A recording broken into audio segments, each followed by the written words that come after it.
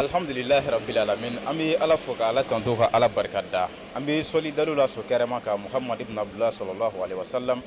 an bɛ soli a so dingɛw kan an bɛ soli an dɔgɔtɔrɔman bɛɛ lajɛlen kan ka foli kɛrɛnkɛrɛn ka ɲɛsin an karamɔgɔ ani an ka seko ma ni o ye son excellence Sidina Cheikh Umar Siribulal Faruk ayatullahi fi dini an bɛ a fo nin kɛnɛ kan ka waleɲuman dɔn dan tɛ foli ani waleɲuman dɔn min na ka foli kɛrɛnkɛrɛn Hɔrɔnya TV jabarani sugantiba bɛɛ ma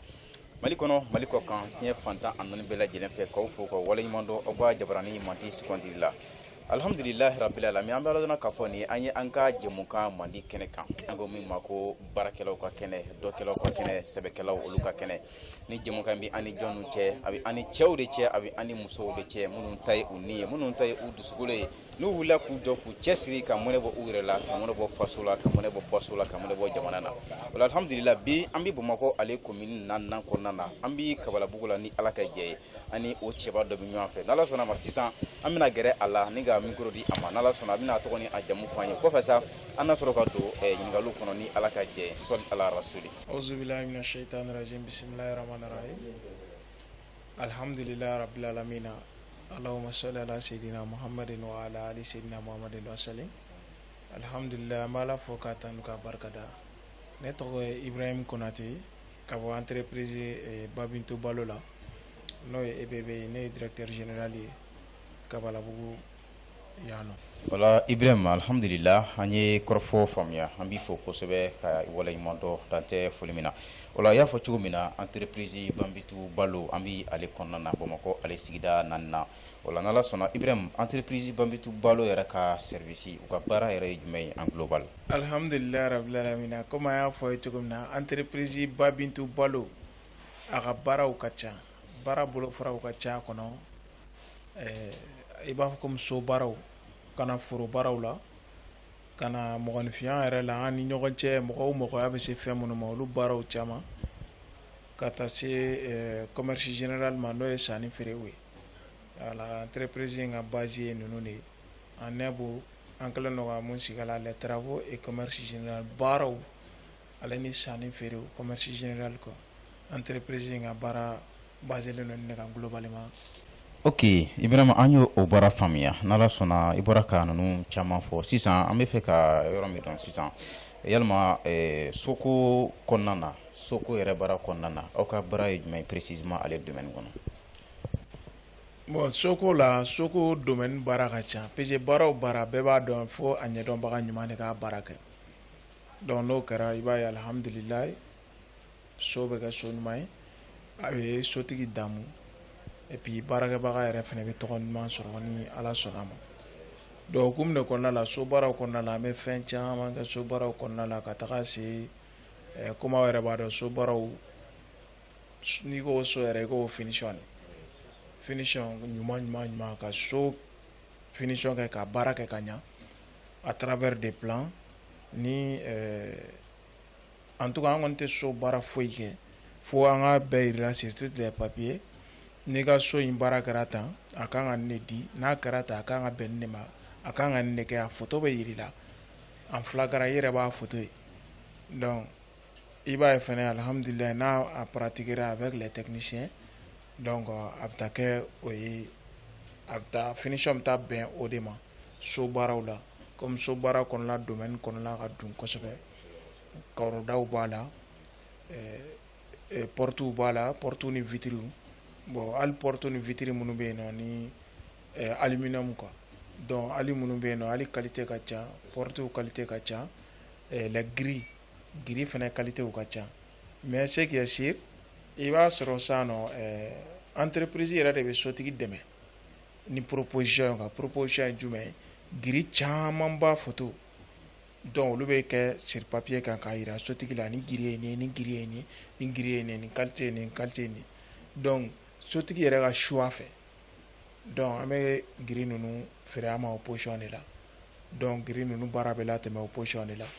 donc ni mɔgɔ dɔw bɛ yen hali de ka d'olu ye porte la da la ani fenêtre la donc hali qualité fɛnɛ ani a genre hali genre tɛ kelen ye dessin modèle tɛ kelen ye hali la donc a dessin modèle bɛɛ a modèle caman ba o bɛɛ bɛ taa proposer ye sur un petit livre kɔnɔna la c'est un petit papier donc i yɛrɛ b'a lajɛ i ka choix ye mun ye donc ni ne ka choix ye ni ne ka di n ye directement o cogoyaw bɛ f'i ye ni bɛn kɛr'o la wa i b'a ye o de bɛ don i ka baara la o de bɛ abouti finition na ka k'i ka baara ye donc comme an y'a f'i ye cogo min na carreau fɛnɛ comme commerce général b'a kɔnɔ a ka baara ye commerce général munna commerce général nana a kɔnɔ puisque baara minɛnw Mali kɔnɔ bi minɛnw qualité cayara i b'a sɔrɔ minɛn qualité kelen qualité sigiyɔrɔma caman don bon kuma dɔ la mɔgɔ bɛɛ tɛ yen nɔ ko temps b'i bolo k'i yɛrɛ ka minɛn yɛrɛw ɲini a ɲuman kan bon kuma dɔ la mɔgɔ dɔw bɛ u t'a dɔn fɛnɛ n'i taara suguw kɔnɔ k'i bɛ taa sanni k'i yɛrɛ ma ten a b'an sɛgɛn terrain kan puisque misali la sa i b'a sɔrɔ carreau qualité kelen bɛ même dessin même dimension i bɛ taa sɔrɔ a qualité sigiyɔrɔma 4 bɛ yen u si tɛ bɔ dugu kelen na bon n'a fɔra i ɲɛna ko nin ye nin ye n'i taara o ɲɔgɔnna dɔ tangara bon i b'a sɔrɔ carreau datɔ carreau cita ka ca épaisseur ka fɛgɛn fɛn dɔ bɛ kɛ carreau la ni colle don n'a bɛ carreau minɛ ka ɲa ni tapage la bateli la quoi carreau bɛ bate ka ɲa ka a kɔw tilen a bateli la i b'a ye carreau caman ba yɛrɛ bɛ ci o bɛ wuli donc o yɛrɛ perte ye sotigi ma kosɛbɛ donc maintenant carreau ninnu na carreau bɛɛ bɛ yirila de ni i ko k'i bɛ mun fɛ nin qualité de ka ɲi bon nin qualité de bɛ taa nin bɛ taa a bɛ yirila carreau kisɛ yɛrɛ de bɛ taa d'i ma ka yirila i b'a ye ɲɛ la wa i b'a minɛ i tɛgɛ la fɛnɛ k'a ye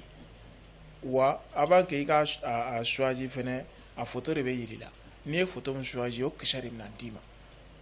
donc n'a kisɛ dir'i ma quel que soit carreau dimension 30-30 50-50 60-60 40-40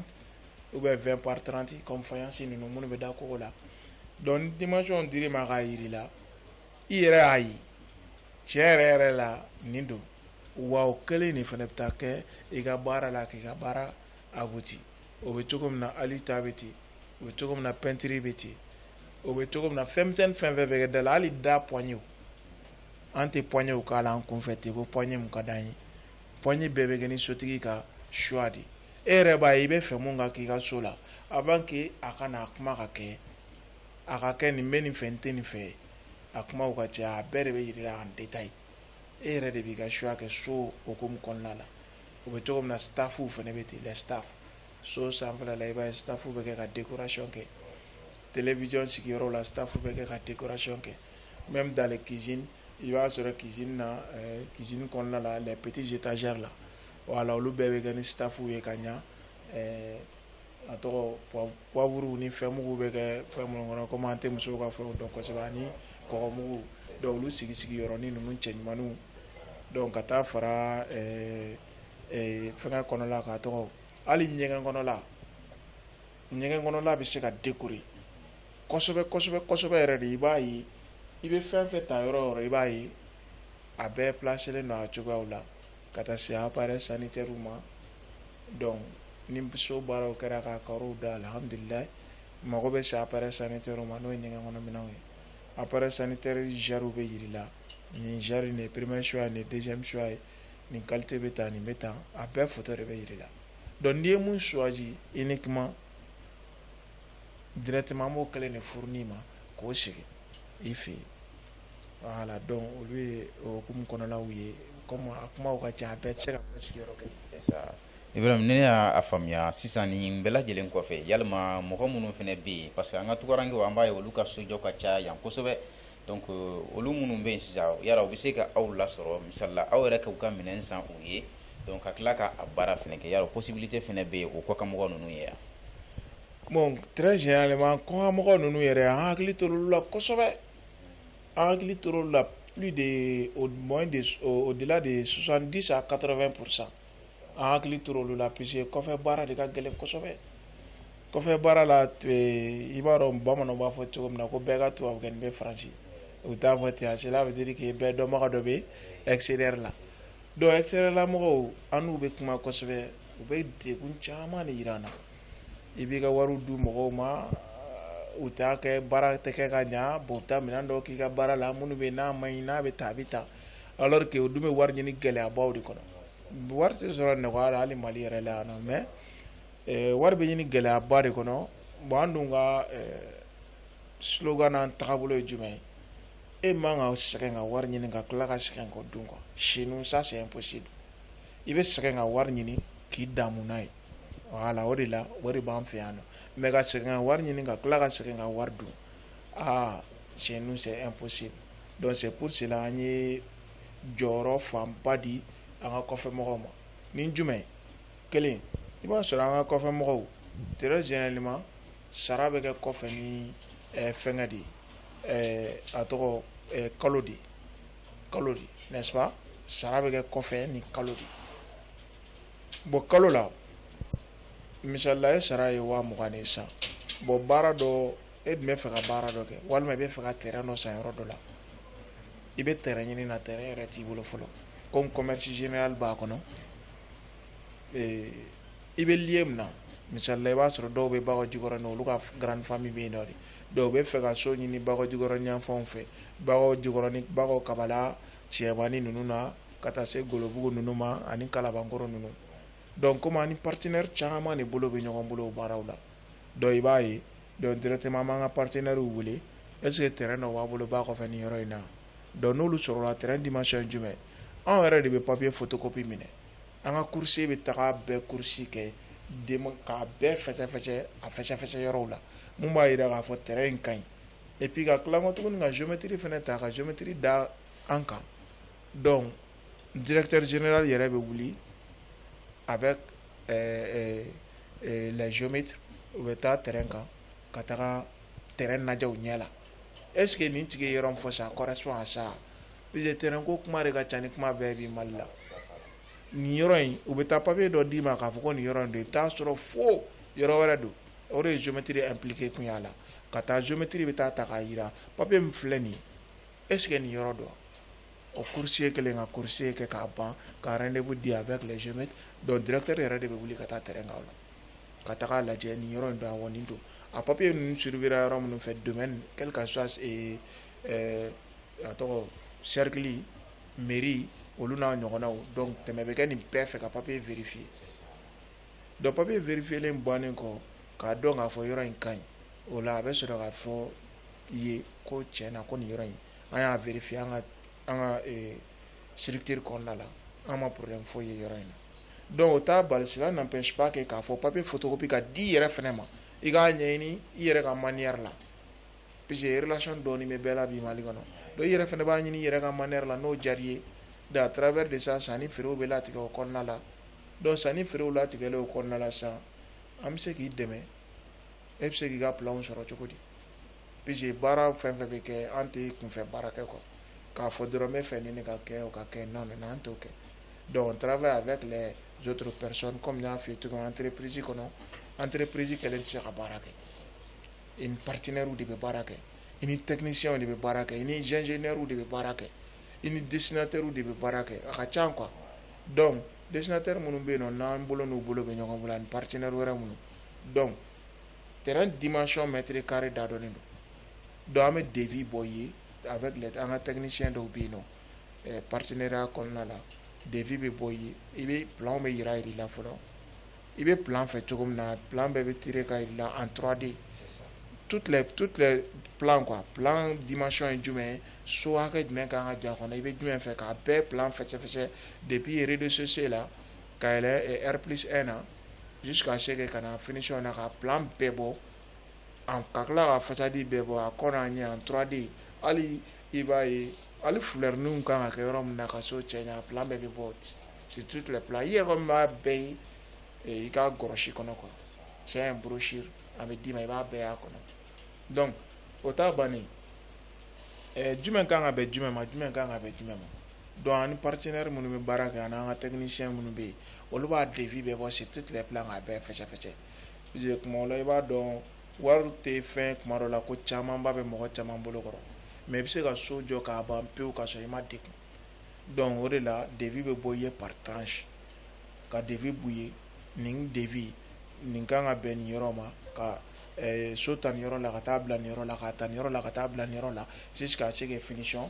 donc an ka technicien donc olu b'o devis bɔ ani partenaire voilà ani partenaire minnu jɛlen don, donc i kɛlen ka plan approuvé k'a fɔ ko ni plan de don, plan bɛ bɔ i ye, devis bɛ bɔ à travers de ça k'a tila tila, donc maintenant sa i b'a sɔrɔ tungarange walima mali yɛrɛ la yan nɔ i bɛ wari sɔrɔ dɔɔni dɔɔni de donc an kɛlen don ka kɔnti kɛrɛnkɛrɛnnen dayɛlɛ u ye ni i ye wari bila ka na misalila a fɔra i ye sisan ko an kan k'i ka so finition de kɛ barili de kɛ ka portes ni fenêtre minnu bɛ yen nɔ n'i y'olu choisi o bɛɛ devis mana bɔ ka d'i ma ni devis bɛnna 5000 ma e dun sara ye 2000 de ye kalo la donc 5000 na sisan i bɛ se ka wari ci hali 1000 pendant 10 mois o tɛ 5000 yan donc ni wari min ci reçu bɛ k'o la ka reçu photo ta i ka dossier de bɛ créer reçu bɛ k'a la ka reçu photo ta avec i ka dossier la ka yira k'a fɔ i ka wari saralen bɛ nin niveau de la directeur b'a signer cachet bɛ k'a la a photo bɛ ta k'a photo ci ma extérieur la et puis reçu min bɛ yen nɔ anw t'a garder dɛ an kɔni bɛ wari garder k'a bila compte la yen donc reçu min bɛ yen reçu in mɔgɔ jumɛn ka di ye reçu in ka taa d'o ma Bamakɔ fan bɛɛ fɛ donc i b'a ye directement an ka coursier bɛ yen nɔ reçu bɛ d'o ma k'o tigi ka numéro d'o ma a bɛ taa reçu di o tigi ma fo sigiyɔrɔ la donc jusqu'à ce que i ka wari bɛ dafa i mago bɛ mun na i ka wari mana dafa ka bɛn o ma donc o bɛ exécuter ka bɔ yen o baara bɛ kɛ ka bɔ yen par exemple ni baara kan ka bɛn 5000 de ma bɛɛ maintenant baara devis bɔra ka devis tila 2 ye 5000 n'i ka wari sera 5000 ma dɔrɔn 5000 bɛ bɛn ma o bɛ taa bɔ yen donc 5000 dɔw bɛ yen nɔ i b'a sɔrɔ baara tɔ bɛ yen n'i ka wari fana n'i y'o 5000 dɔ in fana sera ka dafa mais o ye misali de ye quoi donc la donc o fana baara bɛ kɛ ka bɔ yen nɔ a bɛ o y'a sɔrɔ plan bɛɛ yirili la ka fɛnw bɛɛ yiri la wa baara finition bɛ taa abouti ka k'o de fana voilà bon an ka technicien minnu fana bɛ terrain kan n'u bɛ taa baara ninnu kɛ contrôleur général b'u la mun bɛ yen nɔ n'o ye ingénieur ye ale bɛ t'u contrôler k'a sɔrɔ u tɛ yen sur le terrain à son absence n'u tɛ yen quoi maa min na u tilala baara la karodala taara ka tila karoda la barilikɛla taara maçon taara ka tila barili la alidonna taara ka tila alidonna donc n'i tilala dɔrɔn de fait que i bɛ entreprise wele k'a fɔ k'i tilala ingénieur bɛ wuli ka taa vérification na i kɔfɛ donc ingénieur mana bɛɛ vérifier k'a dɔn tiɲɛ yɛrɛ la baara in ɲɛna a kɛcogo ɲuman ye nin ye a y'a vérifier a kɛcogo ɲuman ye nin ye donc ingénieur bɛ sɔrɔ ka feu vert di k'a fɔ tiɲɛ na cɛ baara in banna mais ni baara in ma ɲa directement a bɛ courant k'a kan ka yɔrɔ photo ta k'a filmer ka segin n'a ye bureau la i bɛ wele bureau la k'a yiri la donc a bɛ tila ka taa terrain kan tuguni baara in kan ka kɛ cogo min na a bɛ taa kɛ ten. ayiwa Ibrahima an ye i ka kɔrɔfɔ faamuya nin bɛ min yira an na dɔrɔn a bɛ ladiriya baara kɔnɔna na a b'o o de yira an bɛɛ lajɛlen na an bɛ nin fɔ an ka kumaw la siɲɛ caman baara kɛli o ye baaraba ye mais ka baara kɛ tilennenya kɔnɔ ani ladiriya kɔnɔ siga t'a la o kɔni o ye jɔyɔrɔw la sanada ye o tuma na an bɛ a deli ala fɛ ala ko nɔgɔya baarakɛla kelen kelen bɛɛ ye an bɛ entreprise Banfitu Balo an bɛ aw fo kosɛbɛ aw ka wulikajɔ ani aw ka cɛsiri la ni tɛmɛnen kɔfɛ ka bɔ yen i da sera commerce général ma hali n'a sɔrɔ i da magara la commerce général nin fana kɔnɔ a b'olu fana kɛ cogoya jumɛn na mais ni mun de bɛ aw ka commerce général la. Bon, alhamdulillah n'a fɔra ko commerce général généralement général ye tout de quoi généralement fɛn o fɛn min ko a bɛ feere Mali sariya y'a ko k'a feere anw yɛrɛ danbe y'a daga k'a bɛ feere anw danbe pese comme an b'o fɔ mun na fɛn bɛɛ bɛ yen nɔ sariya bɛ se ka fɛn dɔ daga mais i yɛrɛ danbe n'i ka hɔrɔnya n'i ka diinɛ tɛ sɔn a feereli ma donc an t'olu fɛn masina o feere sariya ta kɔfɛ faso sariya ta kɔfɛ an ka danbe n'an ka diinɛ anw ye silamɛw de o bɛ fɛn minnu wajibiya k'a feere an b'olu de feere tel que n bɛ se k'an d'a ma ka fitinin na an bɛ mɔgɔw dɛmɛ kosɛbɛ kosɛbɛ fournisseur in hukumu kɔnɔna la tel que bureau minnu filɛ nin n'an bɛ ninnu yɛrɛ kan an bɛ bureau ninnu an b'olu fourni kosɛbɛ bureau ninnu meuble ninnu ordinateur ni les armoires et puis ani table ninnu ni chaise ninnu an bɛ ninnu fourni kosɛbɛ ka taa se hali dɔgɔtɔrɔminɛnw clinique de b'e bolo i b'a dɔn clinique la komi an y'a fɔ cogo min baara daminɛw ma nɔgɔn i mago bɛ dɔgɔtɔrɔminɛn qualité o qualité la dɔgɔtɔrɔminɛn fɛn o fɛn bɛ k'i mago b'a la clinique b'i bolo dɔgɔtɔrɔso b'i bolo liw ka taa bila furaw ka taa bila dɔgɔtɔrɔminɛn tɔw la matériel minnu bɛ sixième ninnu ni fɛn o fɛn bɛ k'a bɛ dɔgɔtɔrɔminɛn kɔnɔna la ni mago b'a la il suffit que an k'a dɔ dɔrɔn i mago bɛ nin na hali n'a tɛ Mali la yan an bɛ se ka commande kɛ k'a las'i ma mun kosɔn i ka dɔgɔtɔrɔso bɛ se ka kɛ dɔgɔtɔrɔso ye mun lawasalen don ka bɛn ni banabagatɔw ye ala ka kɛnɛya da ni banabagatɔw bɛɛ ma donc olu kow bɛ yen nɔ ka taa fara location de voiture an b'a ɲini o fana kɔ parce que i b'a sɔrɔ kuma dɔw la an ka tunkaranke minnu bɛ na a ka d'u ye kuma caman ka circuler bɔ Bamakɔ dun ye dugu ye kuma dɔw la bɛɛ mago b'i bolo fana voilà bon ka mobili d'i ma k'i ka séjour kɛ ani chauffeur a n'a chauffeur voilà donc an b'olu kɛ ka taa se kuma dɔw la e yɛrɛ de bɛ fɛ ka taa mission na i bɛ fɛ ka taa mission dɔw la dugu dɔw la dugu kɔnɔ ni dugu kɔ kan ka mɔbiliw d'i ma minnu ye katikatilamanw ye ani mobili fitininw bɛɛ b'a la peut-être dugu kɔnɔ baaraw bɛ se ka kɛ ni mobili fitininw ye mais voyage baaraw ka kɛ ka ɲa o cɛ ka ɲi katikatiw de la an bɛ katikatiw d'i ma ani a chauffeur minnu bɛ yen nɔ n'u hakili sigilen don kosɛbɛ donc ka taa i ka mission kɛ 5 jours 10 jours 1 mois dugu kɔnɔ dugu kɔ kan ou bien e de bɛ fɛ i ka mobili dɔ nalen a bɛ port dɔ la ka na n'a ye voilà olu n'a ɲɔgɔnnaw ka taa se hali mariage la mobili t'i bolo walima mobili minnu b'i bolo i bɛ fɛ ka mariage kɛ n'a ye ka taa yɔrɔ minnu na a sɛgɛn ka bon mariage dɔw bɛ yen o course ka bon i b'a sɔrɔ muso bɛ Lafiyabugu mais kɔɲɔmuso bɛ fɔ Kati voilà donc olu n'a ɲɔgɔn an bɛ mobili fana d'i ma location na par jour a ka chauffeur fana d'a kan donc baara daminɛ wagati n'aw tilala ka baaraw la tuma min na chauffeur bɛ segin ni mobili ye bon n'a ka di ye fana k'a décorer an b'olu baara ninnu ɲɔgɔnnaw kɛ ni ala sɔnna a ma quoi inchallah. Ayiwa Ibrahima n'ala sɔnna o kɔrɔfɔ faamuyara n'ala sɔnna an b'i fo kosɛbɛ nin kɔfɛ i y'a fɔ i ka kuma na fana aw ye forage fana baara kɛ forage fana na i bɛ se ka mun fɔ an ye ale fana niveau la. voilà bon alhamdulilayi comme i ye forage baara fɔ cogo min na forage ye fɛn ye Mali la an tun bɛ forage sen Mali la a mɛnna depuis plus de 10 ans kabiri forage den kelen société de b'a sen walima ONG de bɛna forage sen mɔgɔw ye a machine yɛrɛ pour que i kun k'a ye ɲɛ la a ma nɔgɔn bon fo kana se forage bɛ cogo min na bi bɛɛ donna la bon jama dun mana don fɛn min na kuma caman a fɛn tununnen bɛɛ tɛ forage kuma ka ca san kosɛbɛ mais ni ala sɔnna a ma ka forage sen ka forage kɛ forage ɲuman yɛrɛ ka occuper ka ɲa et puis ni forage dɔnbaga ŋanaw ye comme dugukolo kɔrɔ a b'a dɔn cogo min na dugukolo kɔrɔla la fɛn dɔw de bɛ dugukolo kɔrɔla la an yɛrɛ ni ɲɔgɔn cɛ termes na an b'a dɔn granila ani ɔrɔsi minnu bɛ dugukolo kɔrɔ ka taa se bu ninnu ni a tɔgɔ fo ɔrɔsi jukɔrɔla la donc forage mana sen ka bila o niveau la pour que forage ka kɛ forage ɲuman ye calcul dɔw de b'a la kosɛbɛ minnu bɛ yen nɔ n'olu man ka cɛ tuyau qualité dɔw de kan ka jigin a kɔnɔ tuyau dɔw bɛ yen n'a bɛ fɔ olu ma ko kiripini minnu bɛ ji sɛnsɛn kabiri duguma bon olu minnu kan ka jigin a kɔnɔ a cogoyaw la ni bɛɛ donna a la wari fasugu bɛɛ bɛ minɛ a la n'i ko k'i b'a occuper k'a kɛ a yɛrɛ i b'a sɔrɔ a tɛ se bon ni dun ko k'i b'a k'a yɛrɛ bi i b'a dɔn bi mun ka di mɔgɔw ye fɛn da nɔgɔmani de fɛn da nɔgɔmani dun an bɛɛ b'a dɔn ɲuman tɛ donc ni forage b'i bolo k'a si forage kunkun n'a ɲɛɲɛ de A à Z an b'a bɛɛ de walawala i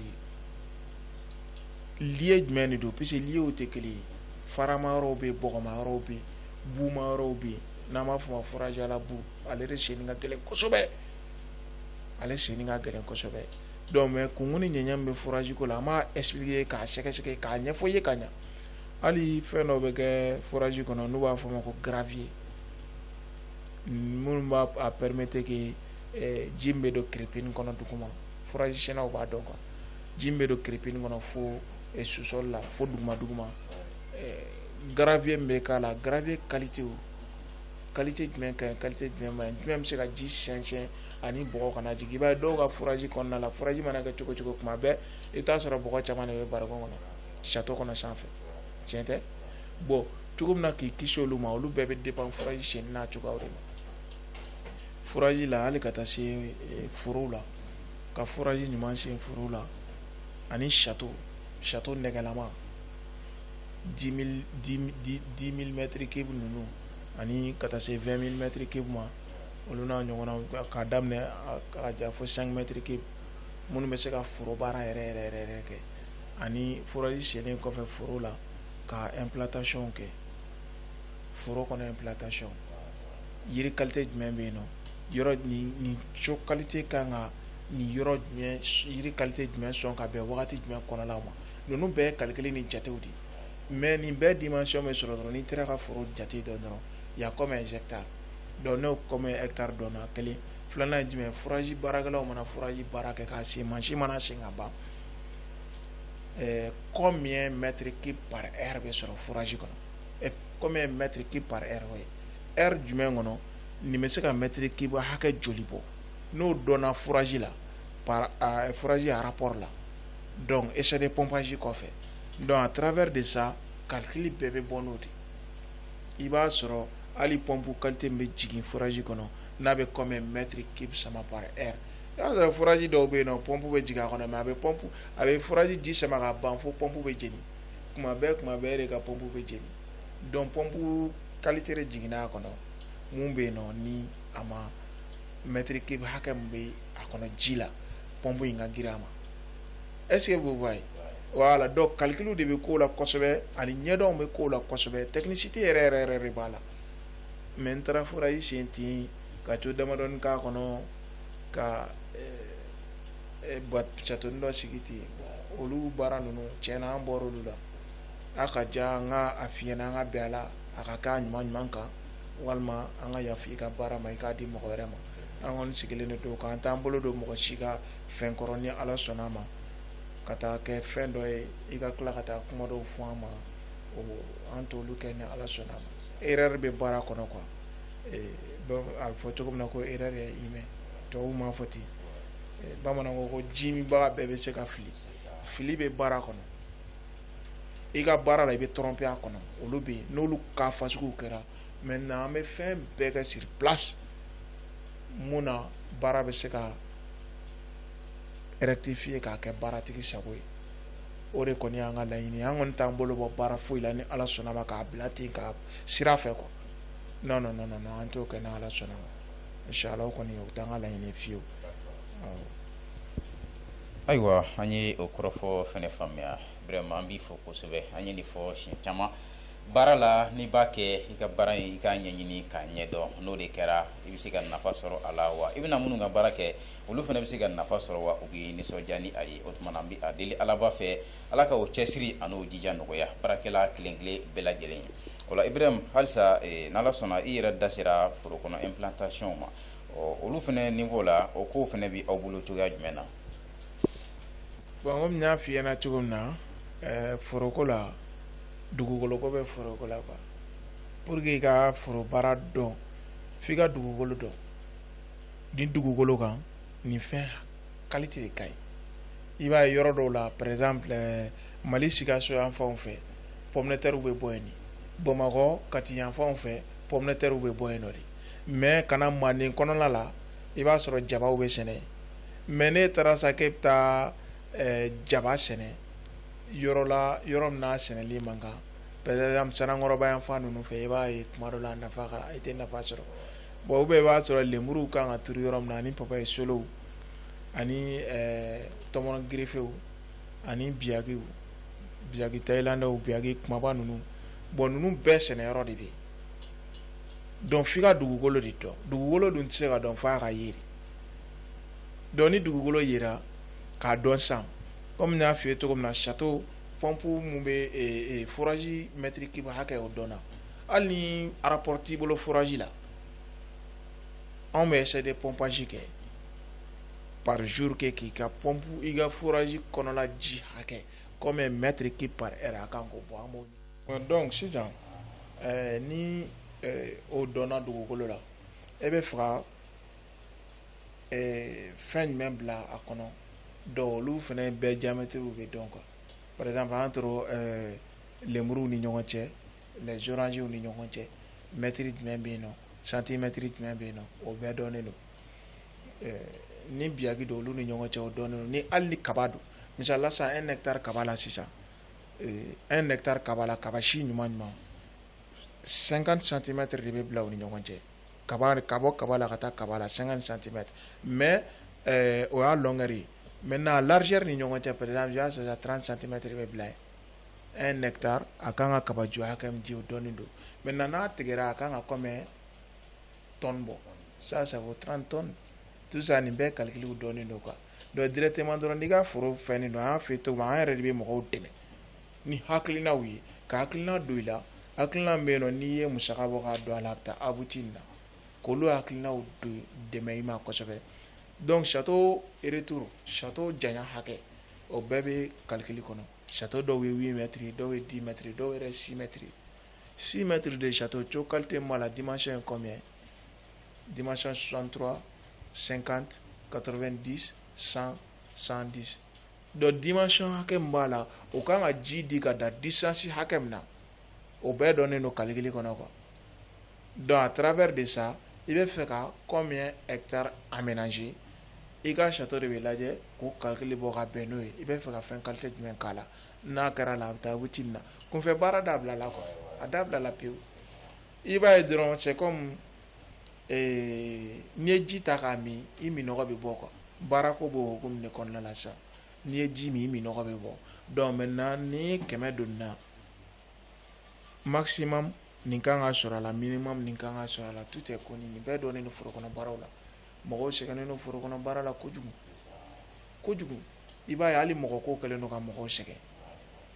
mɔgɔ sisan fɔlɔ mɔgɔ 10 i bɛ se ka mɔgɔ 10 ou bien mɔgɔ 5 ta ka bila ka baara min kɛ i ka foro kɔnɔ jiko ta fan fɛ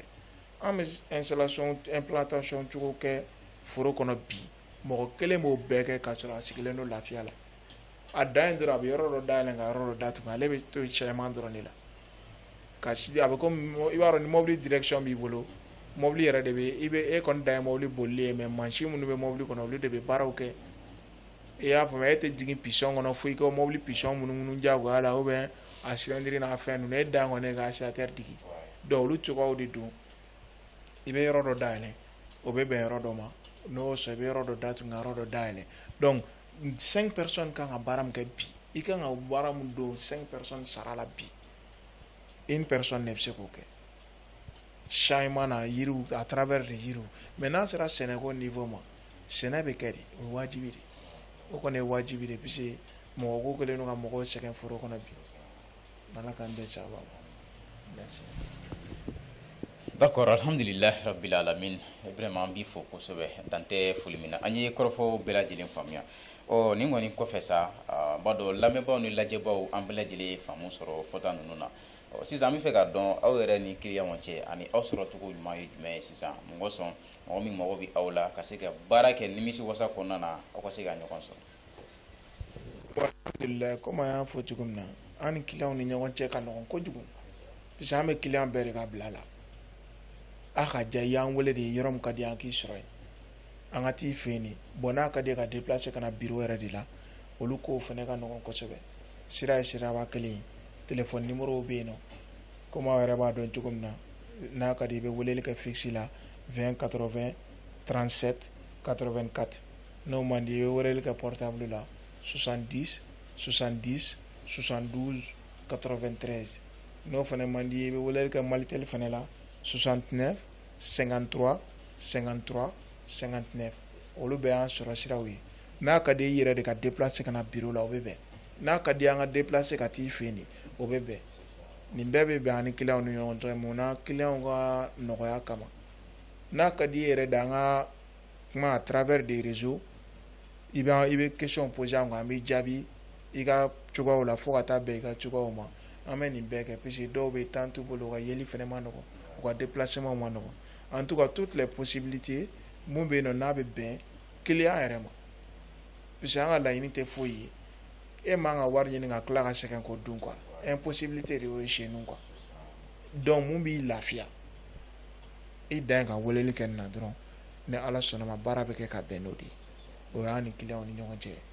ayiwa alhamdulilahi rabbil alamin an bɛ ala fo k'ala tanto ko kura ka ala barikata ka ibrahim fo kosɛbɛ a ka walawalali la n'ala sɔnna an fa fana bɛ an bolokɔrɔ yan ni o ye an ka directeur général ye n'o ye an ka cɛkɔrɔba Daramani Banba an bɛna kuma di ale fana ma n'ala sɔnna entreprise Babitu Balo ale directeur n'ala sɔnna ale fana bɛ a ɲɛfɔli kɛ an ye ni ala ka jɛ ye ne fa assalamu alaikum warahmatullahi wabarakatuh. Waalaikum salam warahmatullahi taala wabarakatuh. An b'aw yɛrɛ fo aw minnu na reportage la voilà k'aw yɛrɛ fo k'aw barikada entreprise in yɛrɛ Babitu Balo donc a dabɔkun yɛrɛ bɛɛ de kɛra client ka lafiya kama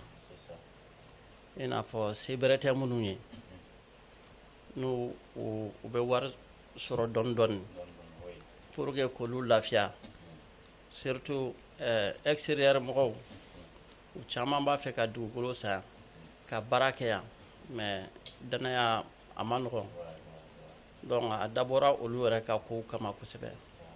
donc pour que ka kow sɔn nɔgɔya donc u bɛ wari sara dɔɔni dɔɔni an b'u ka bila la an bɛ baaraw kɛ k'a daminɛ dugukolo san na ka taa se so jɔli ma ani foro san ka taa se foro baaraw ma ni fourage senw an b'a bɛɛ a bɛɛ lajɛlen voilà fourage installation an bɛ nettoyage fana kɛ ni so jɔra ka ban ni mɔgɔw ka yɛlɛma kɔnɔ nettoyage ninnu bɛɛ bɛ baara in kɔnɔna la entreprise in bɛ baara caman kɛ a dabɔra client lafiyali kama an bɛ kuma laban min fɔ ala sɔnna an bɛ client kɔni an b'an filɛbagaw bɛɛ fo fɛn o fɛn tulo banna an b'a ɲini u fɛ u ka danaya da entreprise in kan entreprise in yɛrɛ danaya a sigira danaya de kan parce que kalabanciw cɛyalen don sisan c'est pour cela an bɛ weleda kɛ donc client entreprise Balo n'ala sɔnna. Merci beaucoup directeur an b'i fo kosɛbɛ an ye faamuyali kɛ n b'a dɔn lamɛnbaaw an bɛɛ lajɛlen ye faamu sɔrɔ an ka directeur ka kuma la Hɔrɔnya TV lajɛbaaw ka aw ladɔnniya k'a fɔ nin baara in ni émission in a sigilen don tiɲɛ de kan a sigilen don baara ɲuman baara sabatili entreprise olu ka baara hukumu kɔnɔna na ani baarakɛla bɛɛ lajɛlen tumana ka min fɔ bɛɛ lajɛlen ye o de ye an ka da la k'a fɔ baara kɔnɔna na ladiriya tilennenya o de bɛ ɲini an kelen kelen bɛɛ lajɛlen fɛ an ka baaradaw la an sigidaw la o tumana ala ka o nɔgɔya an lamɛnbaaw ani lajɛbaa kelen kelen bɛɛ lajɛlen nin kɔfɛ direct folikan laban jumɛn kɛ an ye n'ala sɔnna yani an ka fɔ don ɲɔgɔn na an b'an ka karamɔgɔw fo k'u barika da n'o ye karamɔgɔ minnu ye sira nin don an kɔrɔ ko ladiriya ka baara kɛ tiɲɛ kan ani danaya n'o ye Cheikh Umar Faruku ye o kuma an bɛ foli lase a ma kosɛbɛ o de foli laban bɛ n fɛ k'a fɔ alhamdulilahi rabbil alamin directeur an b'i fo ni diyara n ye kosɛbɛ Faruku ni foli ka kan sabu diɲɛmaa bɛɛ lajɛlen ye o seere ye ale ka wuli ka jɔ ani a ka cɛsiri o de an bɛɛ lajɛlen ka kɛ baarakɛla ye an bɛɛ lajɛlen ka kɛ sɛbɛkɛla ye mun kosɔn an ka se ka nafa sɔrɔ an ka ɲɛnamaya la Faruku ni foli ka kan an b'a fɔ nin kɛnɛ in kan ka wale ɲuman dɔn ni jɛmukan yɛrɛ sababu ɲumanba o ye ale de an tɛ sɛgɛn an tɛ ɲinɛ a foli la an bɛ dugawu k'a ye ka deli ala fɛ sijan kɛnɛya labanko ɲuman ala k'o di ani a bɛɛ lajɛlen ma n'ala sɔnna an na taa Ibrahim fɛnɛ fan fɛ sisan ale fɛnɛ ka kuma labanw fɔ an ye alhamdulilahi rabbil alamina an bɛ mun fɔ kuma laban na ani kuma daminɛ a bɛɛ ye kelen ye an bɛ ala fo k'ala barikada toujours k'ala ka fo ka wale ɲuman dɔn ka sɔli kira kan k'an bangebaaw fo kosɛbɛ an n'an ka sababu ɲuman an bɛ foli belebeleba d'ale ma n'o ye Faruku ye ale min yɛrɛ kɛra sababu ye ka anw dɛmɛ kosɛbɛ ni hakilinaw caman ye mun kosɔn an bɛ se ka kɛ baarakɛla ye ka kɛ baarakɛla ye ka kɛ maa ladiri ye cogo min na i y'a mɛn i bɛ kɛ baarakɛla ye i bɛ kɛ maa ladiri ye o k'a sɔrɔ i jɔlen don n'i yɛrɛ i y'a mɛn i jɔlen don n'i yɛrɛ o k'a sɔrɔ i kɛra baarakɛla de ye ale ka hakilinaw caman kɔfɛ ni ala sɔnna a ma ka cɛsiri fitinin min nɔgɔya an yɛrɛ ye an bɛ ala fo k'ala barikada n'o ye ka karamɔgɔ in fo ka wale ɲuman dɔn a y'an bilasira n'u ye a sara t'an bolo foyi la a sara t'an bolo foyi la an b'ale fo kosɛbɛ kosɛbɛ kosɛbɛ ka ɲini ala fɛ sini kɛnɛ labanko ɲuman bɛ ala bolo ala ka dan n'a ma ala ka n'a ka denbayaw k'an sago ye ya rabbi ala ka barika don an na ka foli belebeleba lase aw yɛrɛ ma tele somɔgɔw ani arajow ani ikumalini yɛrɛ tɔnden bɛɛ ni a tɔw bɛɛ lajɛlen ala ka barika don an bɛɛ la ala k'an bɛɛ sabati ala k'an minako nɔgɔya ka baaradaw jidi ladiriya ni tilennenya ala k'a nɔgɔya an ye ala bato cogo ɲuman ala k'a nɔgɔya an ye n'an y'a bato ala k'a minɛ an ye ala k'o ka kira kanu kosɔn sɔli ala rasulu. Merci beaucoup Ibrahima, an b'i fo kosɛbɛ dantɛ foli min na ka lajɛbaa bɛɛ fo nin sanga na ka bɛɛ waleɲuman dɔn k'aw dɔ dena k'a fɔ nin tun ye an ye an ka jɛmukan Mali kɛnɛ kan an ko min ma ko baarakɛlaw ka kɛnɛ dɔkɛlaw ka kɛnɛ sɛbɛkɛlaw ka kɛnɛ an y'a fɔ nin jɛmukan in a bɛ an ni cɛw de cɛ a bɛ an ni musow de cɛ minnu sɔnna ka wuli k'u jɔ k'u cɛsiri ka mɔnɛ bɔ u yɛrɛ la ka mɔnɛ bɔ faso la ka mɔnɛ bɔ baso la ka mɔnɛ bɔ u yɛrɛ la ala sɔnna bi ani o cɛbaw dɔ de tun bɛ ɲɔgɔn fɛ n'o ye entreprise Babitu Balo ale ye mɔgɔ ye Ibrahima Konate ka taa se an fa ani an ka cɛkɔrɔba ma ni o ye directeur général Dramane Bamba an b'u bɛɛ fo u ka wuli ka jɔ ani u ka cɛsiri la dantɛ foli min na ka foli belebeleba ɲɛsin an karamɔgɔ ani an ka sababu ɲuman ma ni o ye son excellence Seydina Cheikh Umar Kulibali Faruk Ayatullahi fi dini an b'a fɔ ka waleɲuman dɔn dantɛ foli min na k'a ka denbaya bɛɛ lajɛlen fo a deli ala fɛ sijani kɛnɛ labanko ɲuman ala k'o di ani u bɛɛ lajɛlen ma o la k'a fɔ lajɛba bɛɛ ye ko nin tun ye an ye an ka jamukan Mandi kɛnɛ kan an bɛ kabe da aw ye sa k'a fɔ ko aw kan bɛ jamukan wɛrɛ kɛnɛ kan ni ala ka jɛ ye wassalamu alaikum wa rahmatullahi ta'ala wa barakatuh.